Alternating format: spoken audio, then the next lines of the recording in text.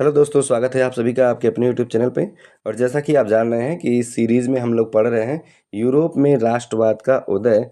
तो आज का जो हमारा टॉपिक है, यानी इस वीडियो में जो हमारा टॉपिक होगा वो होगा इटली और जर्मनी का निर्माण, जर्मनी का एकीकरण। सबसे पहला तो आइए बात करते हैं। देखिए 1848 में यूरोपियन सरकार ने बहुत कोशिश की कि वे जर्मनी का एकीकरण कर दे, परंतु वह ऐसा कर नहीं पाए, क्योंकि राष्ट्र निर्माण की यह उदारवादी पहल राजशाही और फौज की ताकत से मिलकर दबा दी गई।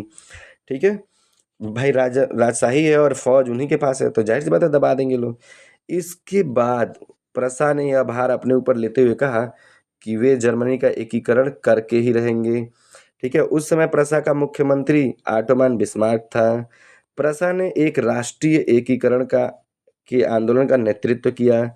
7 वर्ष के दौरान ऑस्ट्रिया, डेनमार्क, फ्रांस से 3 युद्ध में प्रसा की जीत हुई और एकीकरण की प्रक्रिया पूरी हुई। हम बात करते हैं कि 1871 में केसर विलियम प्रथम को नए साम्राज्य का राजा घोषित किया गया।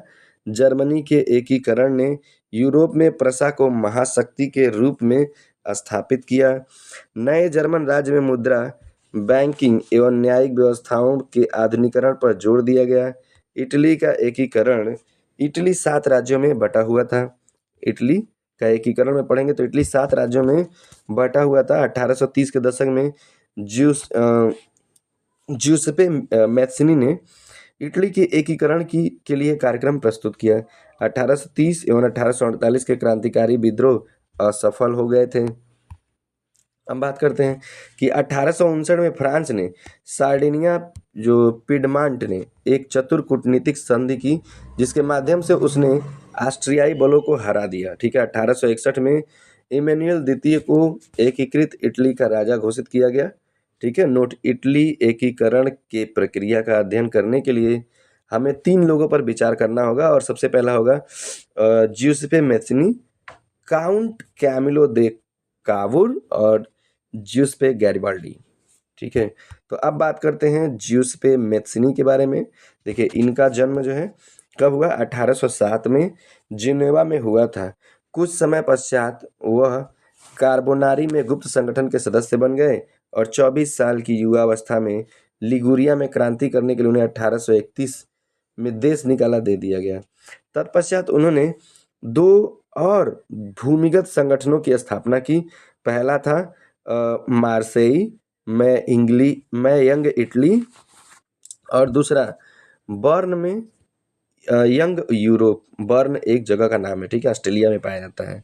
तो कह रहा है कि मैत्सिनी द्वारा राजतंत्र का जोरदार विरोध एवं उसके प्रजातांत्रिक सपनों ने रूढ़िवादियों के मन में भय भर दिया। मैटरनिख ने उसे हमारी सामाजिक व्यवस्थाओं का सबसे खतरनाक दुश्मन बताया है। मैटरनिख का एक और स्टेटमेंट है कि जब फ्रांस छींकता है तो पूरे यूरोप को सर्दी और जुकाम हो जाता है। ठीक है, ये कोटेशन आप याद रखिएगा। उसका एक स्टेटमेंट है कि जब फ्रांस सीखता है तो पूरे यूरोप को सर्दी और जुकाम हो जाता है। अब काउंट कैमिलो द कावुर के बारे में पढ़ते हैं। तो सार्डिनिया पिडमांट का यह मंत्री था। इटली के प्रदेशों को एकत्रित करने वाले आंदोलन का नेतृत्व किया। हालांकि वह स्वयं न तो एक क्रांतिकारी था और न ही जनतंत्र में विश्वास रखने वाला।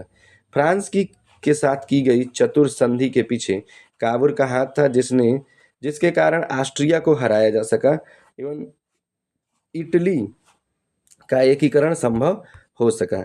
अब ज्यूसेppe गैरिबाल्डी की बात करते हैं। देखिए वह नियमित सेना का हिस्सा नहीं था। उसने इटली के एकीकरण के लिए सशस्त्र स्वयंसेवकों का नेतृत्व किया और 1860 में दक्षिण इटली और 2 सिसिलियों के राज्य में प्रवेश कर गए और स्पेनी शासकों को हटाने के लिए स्थानीय किसानों का समर्थन पाने में सफल रहे। उन्होंने दक्षिणी इटली एवं सिसिली को राजा इमैनुअल द्वितीय को सौंप दी और इस प्रकार इटली का एकीकरण संभव हो सका। अब बात करते हैं ब्रिटेन में राष्ट्रवाद।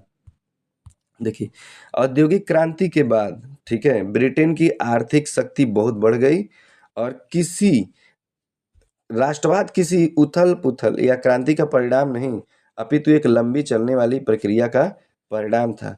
और 18वीं शताब्दी से पूरे ब्रिटेन एक राज्य नहीं था, ठीक है। ब्रिटेन में अंग्रेज, वेल्स, स्कॉट या आयरिश जैसे ढेर सारा समाज था जिसे निर्जातीय कहते थे।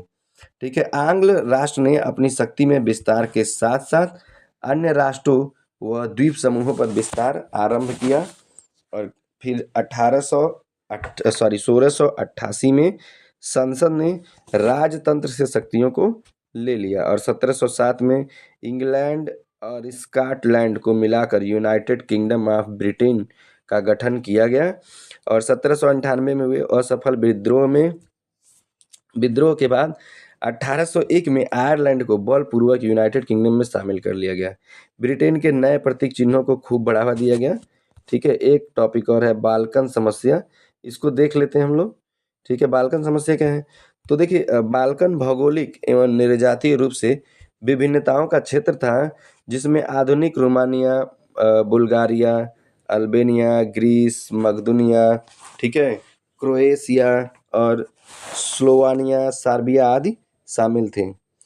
तो मुझे उम्मीद है कि ये वीडियो भी आपको पसंद आया होगा। Thank you very much for watching this video.